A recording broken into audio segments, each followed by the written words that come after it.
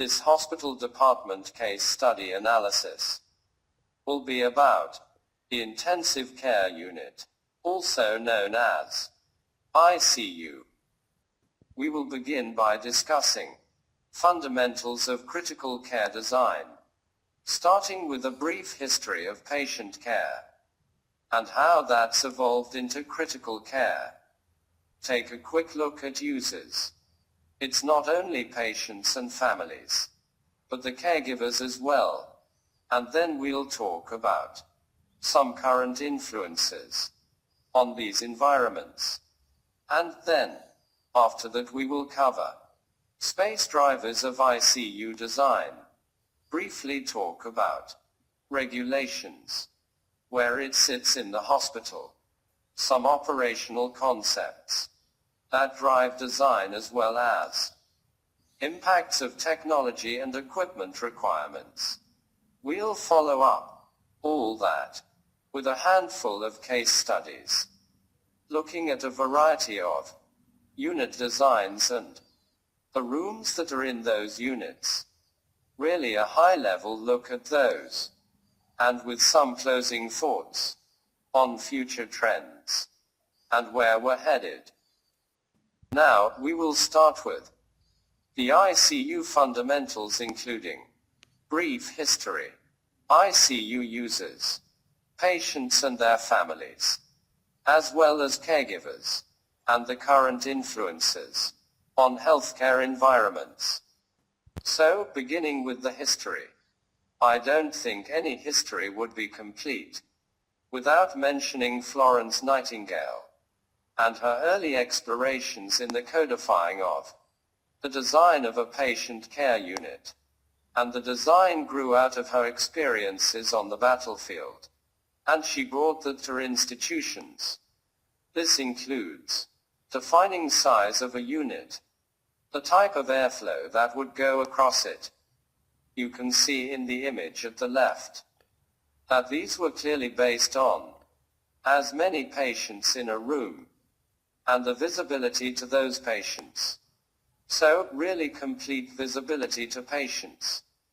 And this of course informed patient care for a number of decades in a lot of the old pavilion type hospitals that we still see around architecturally today.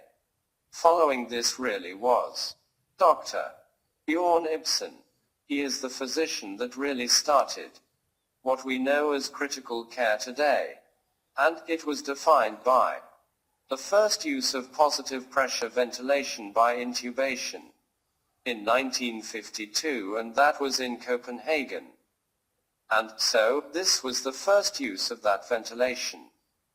This really, as you'll see, continues to be a definer and a space driver in critical care design. This led again to the first ICU established in Denmark in the 50s. It made its way to the United States in the 60s. The first surgical ICU in Baltimore. In 1962, we started to establish protocols for this mechanical ventilation and explorations. And that equipment started too. And you'll note that in 1970, the Society of Critical Care Medicine was founded. And so, it really began to be a specialty of its own, only about 50 years ago. So, we've come a long way from that, through sort of open bay observation of these critical patients, to private patient rooms, and then finally to specialty critical care units. In this slide, we see typical current state-of-the-art private ICU rooms in 2 hospitals. We can see here some of the specialty ICUs. Coronary ICU, where serious heart problems are treated. Cardiothoracic ICU, designed specifically for the care of post-operative cardiac and thoracic surgery patients. Neuro ICU, dealing with the brain and spinal cord. Surgical ICU, for patients that may come out of surgery and need additional support. NICU, Neonatal Intensive Care Unit, specializing in the care of ill or premature newborn infants. And finally PICU, Pediatric Intensive Care Unit, specializing in the care of critically ill infants, children, teenagers, and young adults aged 0 to 20. So, really, what defines critical care unit? It really starts with the patient. And the image here is, I think, typical of what you would see in a critical care unit. Patients are on life support and have machines that are essentially replicating what their organs of their body would do. And, again, the definer of this is the idea that the patient is intubated and a mechanical ventilator is doing a lot of the breathing for that patient. You can see that in the image. Some of the care providers that you'll come across in these types of units is the intensivist, and what that really is, a physician that's specially trained for intensive care. You'll also find that nurses are becoming more and more specialized for critical care, as well as physician assistants, technologists. All the supporting staff really start to become specially trained for this type of care. Other important caregivers in the ICU include respiratory therapists. They are the folks that are dealing with these mechanical ventilators and understand everything going on around that. And then, finally, I've listed the family as a caregiver as well. And I think this is still evolving at a lot of institutions, because in some older units, the family historically has sort of been kept to the side, or had their involvement limited in the critical care environment. And I think that's starting to change. We've certainly seen it start to change in the medical surgical unit. But I think more and more the family is becoming a part of the critical care environment as well. In the next slide, we will watch a video talking about ICU patients, types, and staff. Patients come to the ICU when they have a serious illness or injury that requires around-the-clock, specialized, and intensive care. Common reasons that patients are admitted to the ICU include respiratory failure, a surgery that requires extensive recovery such as heart surgery, trauma such as a car accident, stroke, organ transplant surgery, or possibly an overwhelming infection. If your loved one is staying in the ICU, he or she will receive 24/7 care from a team of doctors and nurses. The number and type of doctors on the team depends on the type of injury or illness. Together, they will work with other care professionals to deliver the best possible treatment.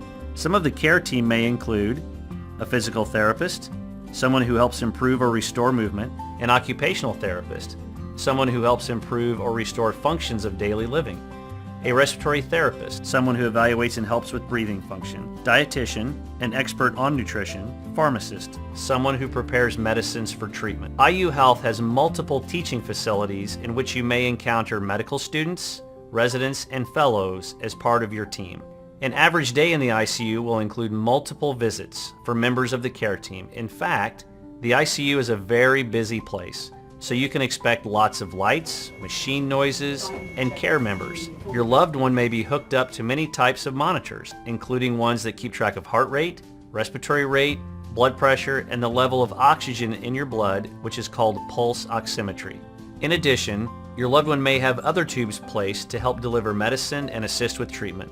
These may include the following: a central line, which is a long, thin, flexible tube used to give medicines, fluids, nutrients, or even blood products over a long period of time through a large vein in the chest or arm. An arterial line, which is a thin catheter inserted into an artery.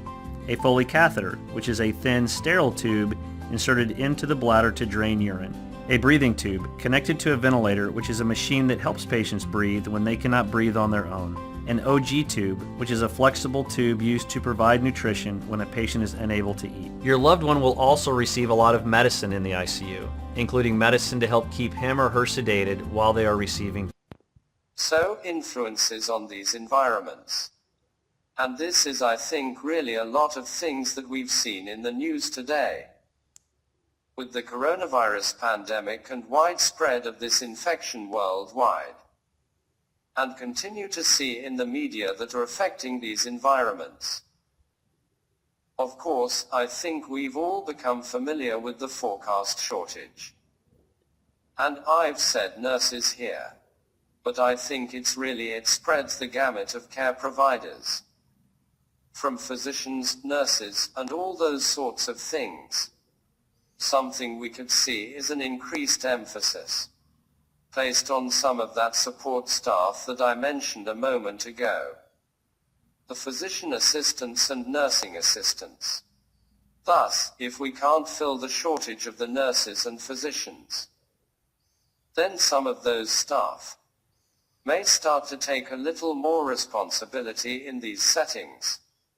Secondly, the aging population is something we're all familiar with as well. This is clearly going to increase pressure on critical care units, as those populations just continue to get bigger and bigger, and as they grow older.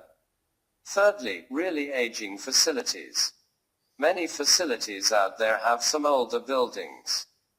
They're providing care, but again, as these facilities age, we'll be seeing a lot of renovation projects, in addition to some of the replacement in greenfield facilities.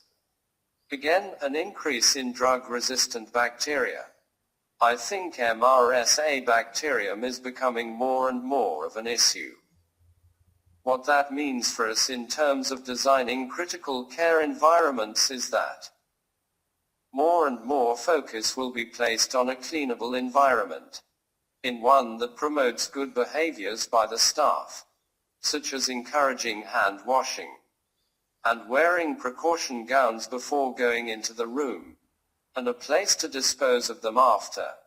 And so I think we'll see more and more focus on that infection control. And also, I note here is statistically, the ICU is the site of the most hospital-acquired infections. I think a lot of it may have to do with the intubation, catheterization of patients, and fluids running through machines. And so again places the emphasis on infection control in critical care. Evolving technology. You know, I think we all get a cell phone new every 6 months. And the monitoring technology is continuing to evolve, for critical care as well as other parts of the hospital. But this will always be evolving. We always need to be cognizant of what's happening even though we may not know what's next around the horizon. And then finally, healthcare reform legislation. There's a few items here that are relevant to our discussion of critical care environments. One is that it's calling for no reimbursements for hospital-acquired infections. And statistically the critical care units have the highest incidence of these hospital-acquired infections. Also, readmissions will not get reimbursed as at all for patients that need to come back to the hospital who have already been discharged. This may affect potentially lengths of stay within an ICU. A lot of institutions are still just beginning to think about how to react to reform, and what it's going to mean for them. But these are some things that we can start to think about as designers of these environments, and how that affects these places. The main drivers of ICU design include hospital adjacencies, operations, regulatory requirements, equipment, power and medical gases, and of course technology. So, where does the critical care unit sit within the overall hospital? In this diagram is really sort of biased toward the intensive care unit, with everything spiraling around it. But typically there's a strong link, if you will, between the intensive care unit and the perioperative or the surgical environment. The idea with that is that a patient that may come out of surgery and still not be stable may need to be rushed to the intensive care unit for that level of care. A lot of institutions in their ideal world would have the intensive care unit horizontally adjacent to that surgical environment, so that those patients wouldn't necessarily need to go into an elevator to get to the ICU. A lot of times that's not possible to do, and sometimes on some projects, the elevators that connect the critical care unit to surgery being sized to the point that an entire team can accompany a bed into that elevator and continue the care of the patient, even as they're in the elevator. Also, good connection to an emergency department, again likely via an elevator ride, imaging, lab, pharmacy, or other sort of diagnostic and treatment areas. Again, want to be connected. Could be connected through a pneumatic tube, in the case of a lab or maybe a pharmacy. I've overlapped imaging and pharmacy because I have some examples where once a floor or a hospital gets to a certain scale, it starts to make some sense for these things to be directly adjacent, in at least in terms of a satellite directly adjacent to the critical care unit. So, for example, a CT scanner may be just a few steps away from the intensive care, or a satellite pharmacy may actually be embedded in the intensive care unit, because the delivery of special medications to those patients is so critical. And then finally, the idea of respiratory therapy. Oftentimes respiratory therapy, as a small department, wants to be located next to the ICU, when their main charge again is taking care of the mechanical ventilators. It makes a lot of sense for them to be right next to the intensive care unit. So, that's a very high-level look at how the ICU fits into the hospital overall. Operations are considered as a key space driver. One of the first things that typically comes up in any bed unit design, but particularly for critical care, is what is the ratio of nursing staff to the patients that they're caring for. And because critical care patients are so compromised and can tend to be very fragile, the nursing ratios tend to be a nurse to every 2 patients. And, in a lot of cases, it's 1 nurse caring for 1 patient on a floor. So, each patient would have a nurse caring for them. You'll start to see how this type of ratio starts to inform some of the planning of the case studies that we'll talk about a little later. Even higher nursing ratios have been adopted in intensive care unit. For example, the use of portable heart-lung machine, known as ECMO, increases the nursing ratio into 2 to 1. This is because a nurse is needed to care for the patient, and another nurse runs the ECMO machine. This becomes more than applicable in the case of coronavirus patients, who critically demand the use of ECMO treatment to save their lives. The idea of a centralized nursing model versus a decentralized nursing model. I think when critical care units could be a lot smaller, and there were not even private rooms, but maybe they were just open bays of patients, it was much easier for the staff to be located around a very centralized station and be able to visualize, for example, 8 patients at once. But as we've made the move to private patient rooms, and as those patient rooms have gotten larger, they start to spread out. So, it becomes very difficult to centralize the nursing staff, so they can visualize a number of patients. And that's when we've started to see models of decentralization start to be developed. And we'll look at some case studies of that as well. And, again, the idea of visibility or the direct monitoring of patients is always key to critical care design. However, technology may be changing that just a little bit. And we'll talk about that. Infection control.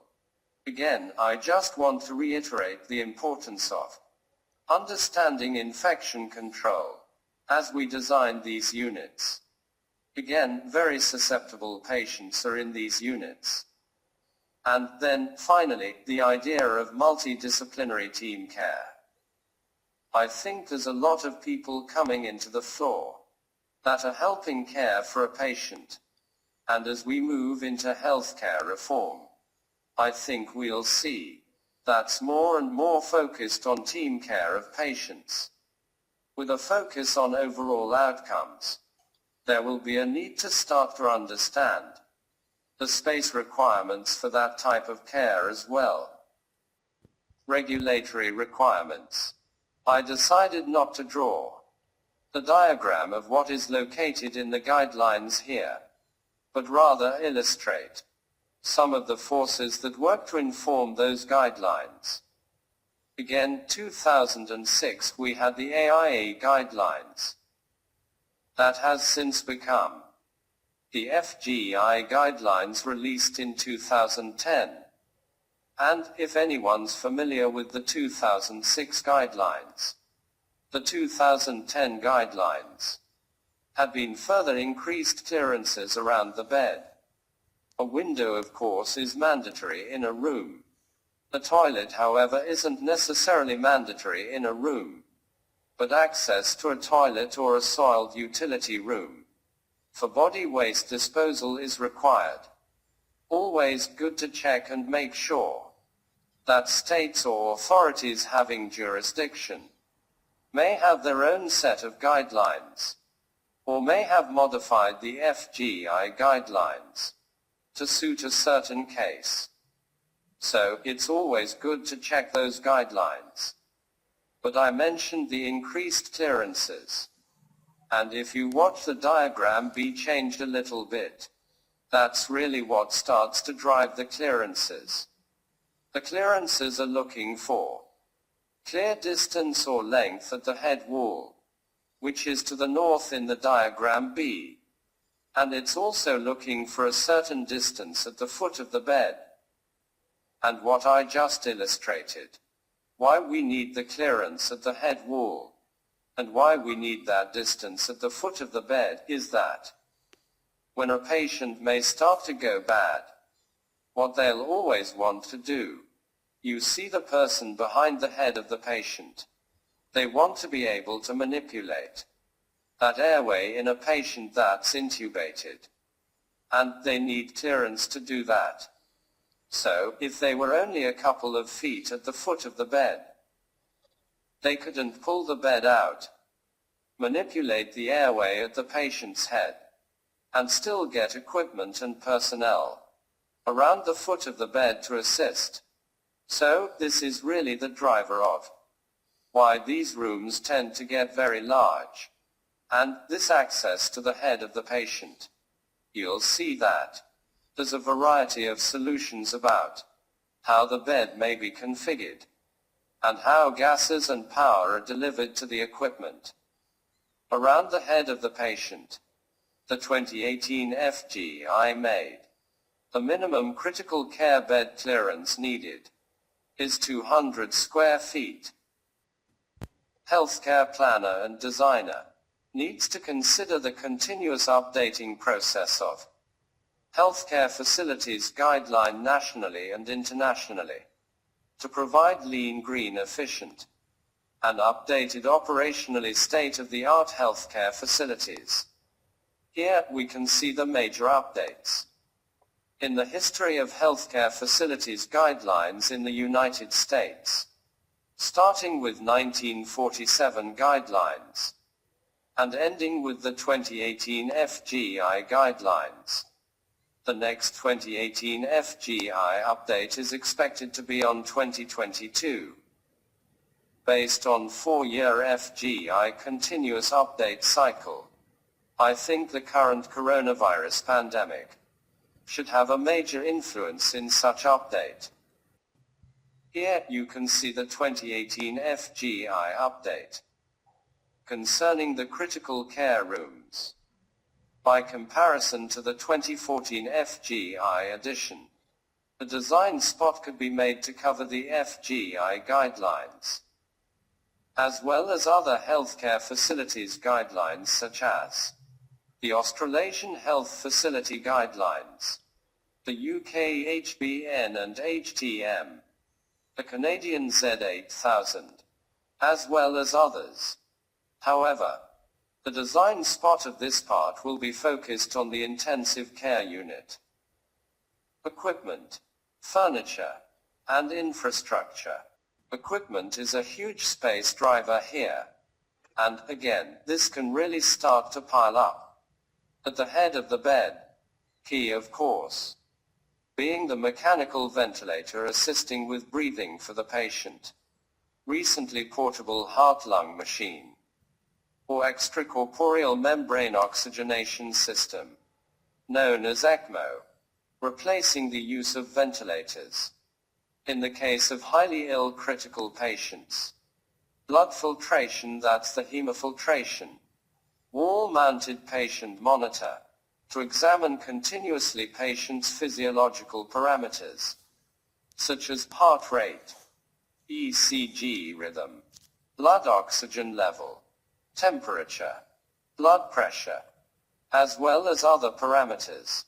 Numerous IV pumps pumping nutrition or drugs or any number of things for the patient. Suction pumps leading to the canisters. Gathering of body fluids. So, again, the machinery and the equipment are all doing a lot of the work that the organs in the patient may normally do when they were well. What this all starts to add up to is typically a lot of noise. And it seems like every equipment manufacturer is always trying to outdo the next guy's alarm or buzzer. And so acoustics start to become a concern in these types of environments. Clearly, an alarm going off alerting that something is wrong with the patient is critical. But for the patient to be able to heal, and as families get more involved, we need to pay some attention to acoustics. But again, understanding the needs of infection control in these environments. And then, medical gases and power here. This always becomes a key driver of a room design, which then starts to inform the unit design. I'll start at the left with the most basic configuration. And that's really just a head wall. And what that is, the gases power any other devices that are needed are just simply mounted to the wall that the head of the bed goes against. And these can be a pre-manufactured item, or they could be a custom item, such as shown in this image. And again, this is how those guidelines tend to be written as the bed is flat against a wall. So, this is probably where you would start to diagram a room if you were laying out a critical care room. So, this has evolved, though based on interest in need, to get better access to the patient's head for the purposes of intubation. And so, in the center is one step into doing that. And that's a column arrangement. Typically, these are products. In this example photo is from Hill-Rom, but there's certainly other companies that manufacture these items. And really, what it does is take all those gases and power outlets, monitors and sometimes lights, and puts them onto a freestanding column in the room. And so, rather than have the bed pushed up against a wall, the bed is really free floating in the room, if you will. So, there's better access in terms of 360 degrees around the bed in this case. This also has evolved into a boom, which is at the far right. And this starts to look a little bit more like what you might see in an operating room. This is a pretty intense setup. Gases and power all from a ceiling suspended boom. What this does is keep the floor area clear, so staff can move around a little more easily. The goal of this is to also manage a lot of the tubes and the wiring that are coming from the gases and the power outlets to the patient and to the equipment. What the boom also lets you do is reconfigure the room depending on the case that you might have. So I think these are all equally valid. I don't think that the head wall necessarily at the left limits access to the patient's head. I just think that the columns and booms are an effort to make it that much more easily accessible. But just keep in mind that in designing a room, whichever it becomes, the clearances, as they're defined in the guidelines, tend to refer to a head wall arrangement. So, further study would be needed if the client selects a column or a boom arrangement. Technology as a space driver. If you recall, I talked about how we've moved from a centralized to a more decentralized nursing model as the units have gotten bigger. Some things that I've heard from staff is concern over how staff will be able to communicate with each other as they start to spread out on a floor and in teaching facilities. Questions then become, well, how am I going to mentor students or younger staff and teach them what they need to know if we're all separated? We will watch video in the next slide about an advanced nurse calling system, Voalte Nurse Call, released recently by the Hill-Rom company. Such nursing platform or system will provide a solution for such concern. Also dealing with the visibility issue is the concept of remote monitoring. And a lot of times you might hear this referred to as an ICU. And, much like for years radiologists have been remote and reading films and making diagnoses. This is a similar thing in that telemetry and cameras broadcasting an image of the patient are sent to an intensivist that is remotely located, who can help monitor that patient and keep an eye on vital signs. No, I don't think that this completely replaces the visualization that's needed in the unit. Clearly, if something goes wrong with the patient, the staff will need access to help the patient. But this is one idea out there about providing an extra level of monitoring for patients. And the third item I've listed here is switchable glass. And what this is: glass that's charged so that once it's turned on or off, the glass can go from opaque to clear. And I bring this up because it was used in a critical care renovation project, where the clinician staff in doing the project decided that cubicle curtains harbored so much bacteria and were an infection control risk that they wanted to eliminate cubicle curtains from the entire unit design. And so, that project used the switchable glass as a solution to the maintaining some patient privacy, but removing the infection control issues of cubicle curtains. And I know that this certainly costs more than a typical regular glass, but not quite sure how much. And it may vary from manufacturer to manufacturer. Patients expect the highest standard of care from their hospital, but care teams get bombarded by disjointed technologies. It's time to connect your health system from intake to outcome and beyond. From bedside to smartphone, the Voalte platform responds to every need.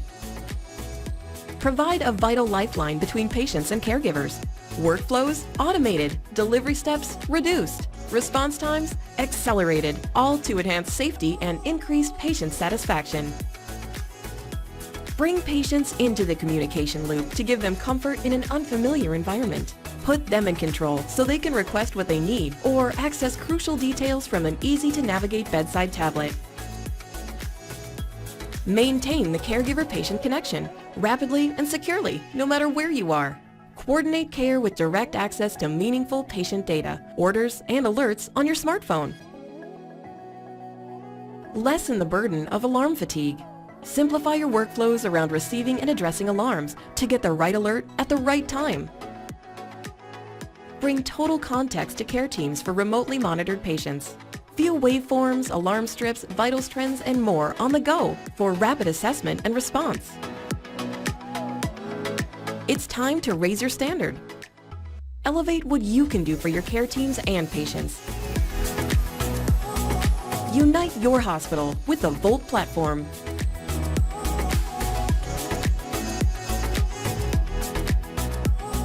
Hill-Rom, advancing connected care.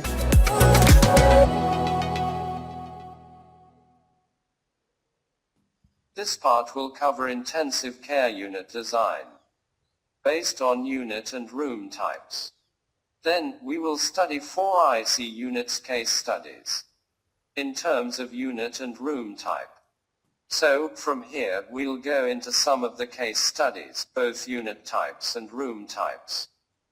Starting at the left, a centralized unit. And this is really based on a panoptic team station at the center of a series of rooms. And the idea being that you can be in one spot and visualize any number of patients from that one spot. So again, this would prioritize visibility of patients over anything else in this particular case. The center unit type of I've called decentralized. And I think this is one that we see a lot of today. And the idea is that between every 2 rooms is something like a nursing cockpit, if you will. So, it's a computer workstation or a desk. And the staff would sit there when they're working or charting, and be able to observe 2 patients at once right at the room. And this is a solution to the spreading out of the unit, based on the need for larger private rooms. And to the right of that diagram, a little box to represent a teaming area. And those don't necessarily always fall in that location. But it's the idea that, in addition to this decentralized nurse work area, that there's also a team area, where staff can gather to discuss a case. And then finally, at the right is one I've called a hybrid. And this is really a combination of a satellite or decentralized nursing station, and a central observation station or series of stations that can still visualize into patient rooms. It is the recent trend adopted, due to its high operational efficiency, during both nursing shifts, day and night. And then, at the lower part of the slide are the head wall, or gas and power delivery types, that we just talked about a few minutes ago. We'll see some examples of a head wall configuration, a column configuration as well as a boom configuration. Our first case study is really a look at the centralized nursing model in Rockford, Illinois, the Swedish-American Heart and Vascular Tower. Again, a critical care floor based around heart patients. So, you can see this is a very deliberate study of how to visualize 8 patients at once from a central nursing station, but still provide decentralized support to those nursing pods. And so, at the number 1 that's diagrammed on the plan, you can see there's some shared support spaces. This would be clean utility rooms, soiled utility room, medications room, or nourishment room. but set up in a way that it can open to either side. So the 2 pods along each side of it, and be a short distance from the nurses that are working in their pods. One of the aims of this plan was that, as a nurse is doing most of the work within that 8-bed pod, the goal was to reduce the walking distance of that nurse. This is something that tends to come up a lot. And as we look to make our hospitals a little more efficient, and help our staff be more efficient nursing walking distances, and how many steps they take to go get supplies, will become more important. And so this project was looking at how to minimize the nurses' steps around those 8 patients, as well as maximize the visibility to them. Again, the number 3 on the left indicates the importance of family space on these units, in addition to what's provided in the room. This is just because the rooms may start to get bigger and accommodate family space within them. There still, especially in these intense environments, need to be a space that the family can get away for a few moments of quiet. An enlargement of the typical 8-bed pod in this project shows the lines of visibility to the head of the bed. The unique design, although the room types do end up sort of differing a little bit as they go around the cluster, the visibility to the patients is maintained.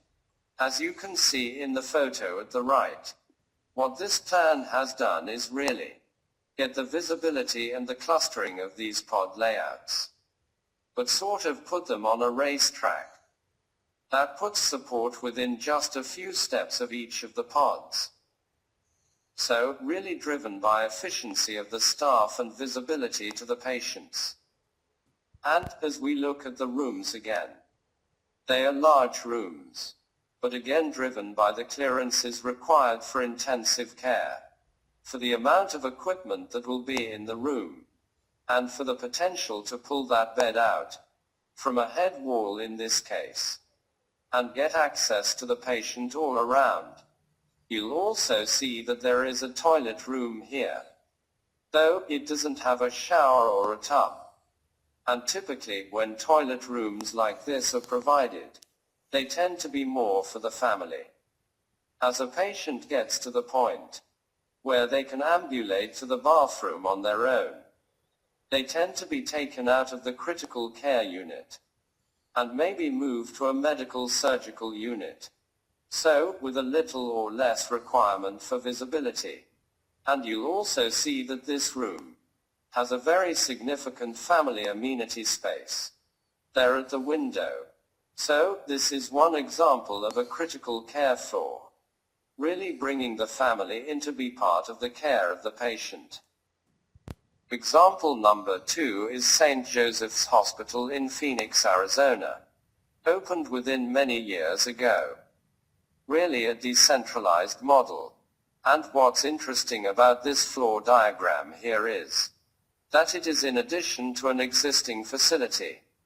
The small 16-bed intensive care unit is actually located horizontally adjacent to a larger medical surgical unit. But as we zoom into the critical care unit, I've done a little diagramming on here. As well, you can see I've labeled at number 1 some of the team areas that aren't necessarily located in a way that they could visualize 6 or 8 rooms at once, for example, but that the ones closest to the entry, I've got some arrows on those where located in a way that they could monitor the entries and exits to the unit. So there's a level of security with where those are placed. Number 2 diagram is a typical decentralized nursing station. And you can see that little notch along the plan there. Again, this would imply a nursing ratio of 2:1 in this particular case. I've labeled 3 to the top right of the plan the satellite pharmacy. And this is again an example of bringing some of those functions that may be deeper into the hospital. and centralized to a satellite area to serve a critical care unit. This makes a lot more sense when it's located against other bed floors, such as the medical surgical unit that was to the north of this critical care unit, so that it can serve a number of areas from this one location, but can serve the immediate needs of critical care. Also labeled number 4, and that's a blood gas lab, and that tends to want to be with respiratory therapy, or again directly adjacent to a critical care unit. This is a lab that will take blood samples from the patient and test him to see how the blood may be absorbing oxygen or not, and they can judge the patient's state based on that. And those are tests that typically need a quick turnaround. So that's why they want to be located here. And then at number 5 I labeled the isolation room, just to point out that the location of this on the unit is very important, because our patients in these isolation rooms may be infectious, and we don't want to transmit that to other patients. So you'll see that number 5 here is located right next to the entry into the unit.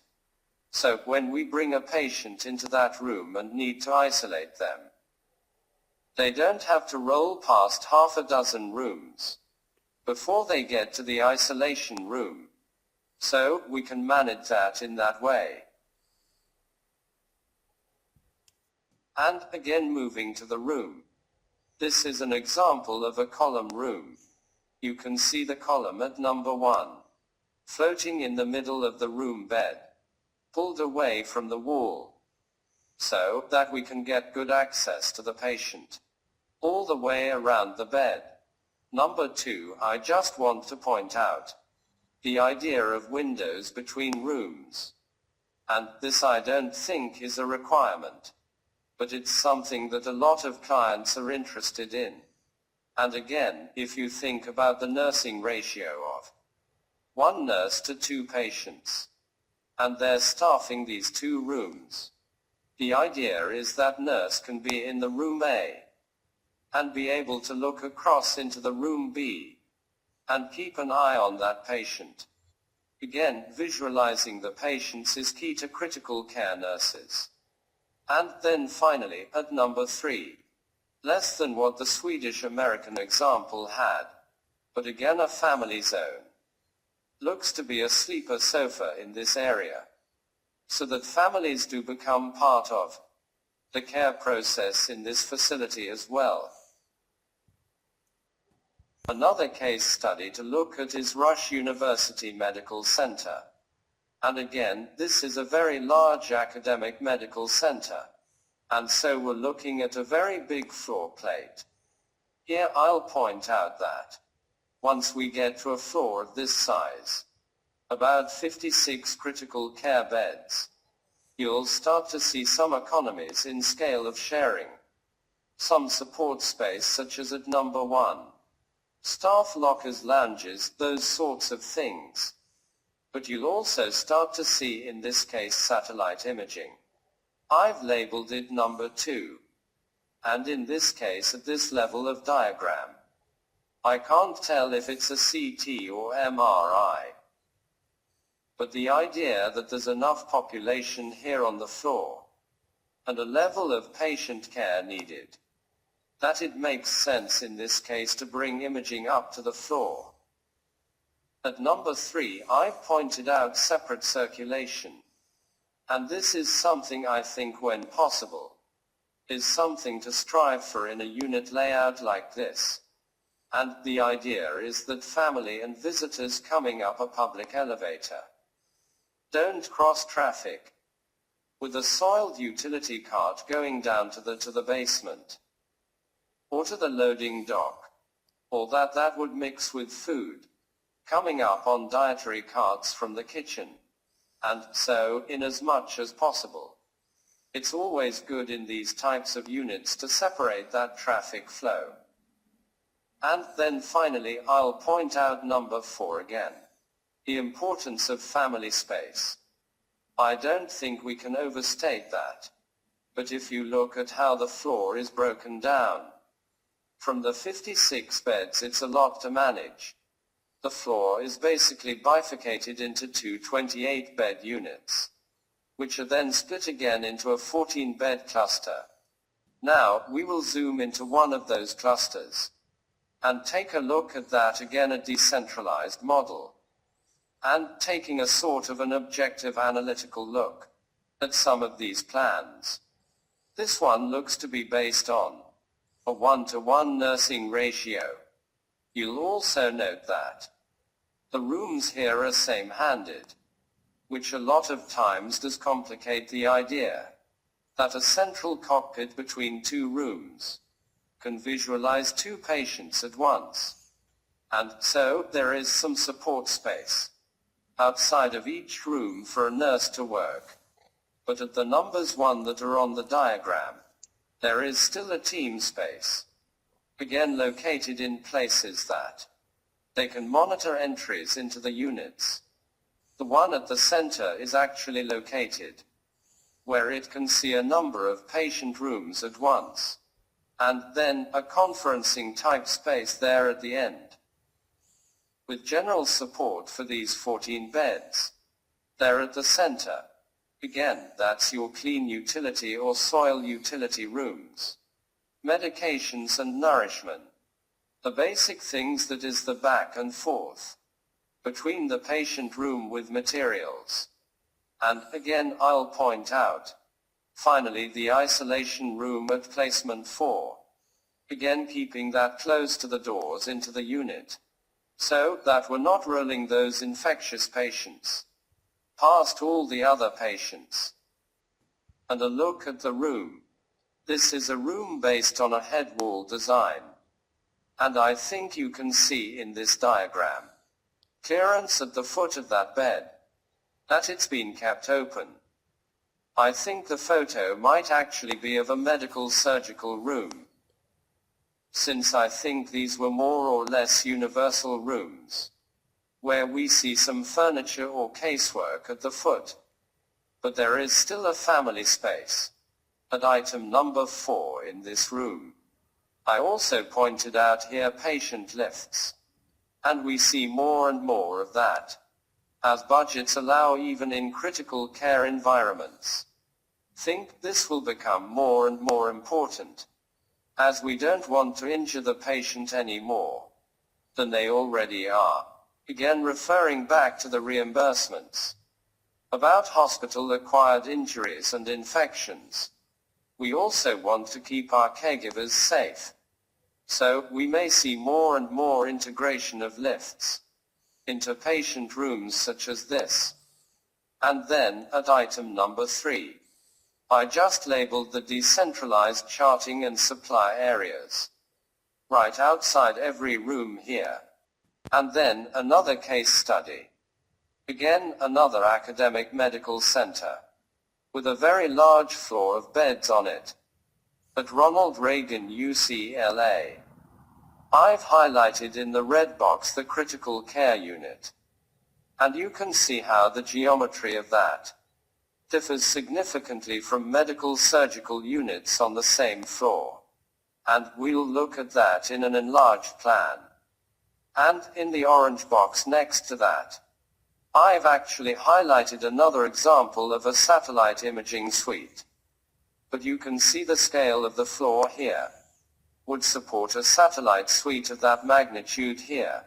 So, looking at the enlarged plan in terms of a diagram of this, I actually couldn't decide, and I thought that there were some aspects of this that were almost like a centralized model, but then certainly aspects that were like a decentralized model, where the numbers are placed. It can certainly visualize a number of rooms, but I don't think it's necessarily set up to visualize all of the rooms, and that we're really relying on the decentralized stations between two rooms, shown at number 2, for that direct observation of patients. But I think that this unit is designed to be as open as possible within that center core. And the support space has been put to the south side of it within the room at the right. This is an example of a boom room. So, we can see the boom, which also includes exam lighting over the bed. The bed is almost completely in the center of the room. And so, what we're seeing here is a very intensive area of care, to the point that at item number 4, there are even sliding breakaway doors between the rooms, so that the staff can quickly get from one room to the next. You can see one at the bottom right of the room photograph here. And what that essentially is, a piece of prefabricated plumbing/casework that actually has a toilet attached to the door in it. So, when you open the door, a toilet swivels out, and the patient can use that toilet. This known as the swivet. So, again, if the patient is well enough to be up walking around and using a toilet, they may not necessarily stay in the intensive care unit, but it may be a convenience for staff. Dumping of a bedpan, or that sort of thing in the room.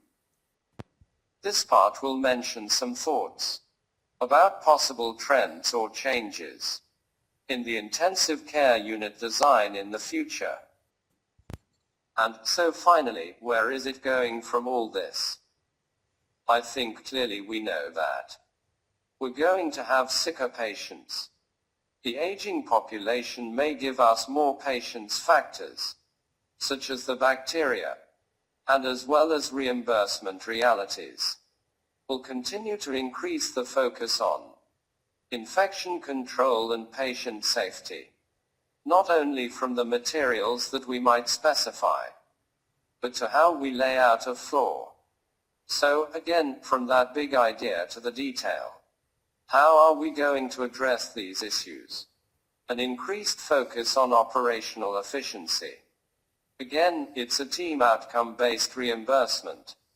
That reform may give us, combining with shortages that we see coming, and staffing. So how can we get the staff to be more efficient? Potentially may see a little bit more of procedures in the room, but not sure. And then, what might nanotechnology do for monitoring? Will a lot of this equipment at the head wall start to go away in the coming decades, and be replaced by nanobots in the patient's body? Also, the use of artificial intelligence generally, and deep learning specifically, could fill the gap of staff shortages. Robotics could also play a major role in enhancing safety and minimizing staff as well as patients' injuries. Finally, integration and interoperability among medical devices connected to a patient could lead to a robust way of delivering care. So, those are just some closing thoughts about where we might see critical care going in the future. Finally, thank you for watching.